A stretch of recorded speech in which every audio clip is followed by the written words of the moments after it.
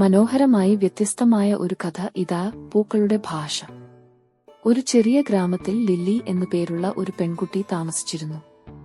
ജന്മനാ കേൾവിക്കുറവും സംസാരശേഷിയുമില്ലായിരുന്നു. ഇതൊക്കെയാണെങ്കിലും ലില്ലിയുടെ പുഞ്ചിരി ഗ്രാമത്തെ മുഴുവൻ പ്രകാശിപ്പിക്കും. ഒരു ദിവസം ഗ്രാമത്തിൽ ഒരു അപരിചിതൻ വന്നു. ഒരു വലിയ ബാക്ക്വാക്ക് നിറയെ വിത്തുകൾ ചുമന്ന ഒരു വൃദ്ധനായിരുന്നു അദ്ദേഹം. അവൻ എല്ലായിടത്തും പൂക്കൾ നട്ടുവളർത്താൻ തുടങ്ങി. പൂന്തോട്ടങ്ങളിൽ, തെരുവുകളിൽ, മേൽക്കൂരകളിൽ പോലും. പൂക്കൾ വിരിയുമ്പോൾ ലില്ലി ആകൃഷ്ടയായി.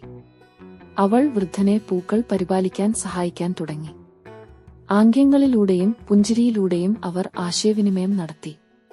വൃദ്ധൻ ലില്ലിയെ പൂക്കളുടെ ഭാഷ പഠിപ്പിച്ചു.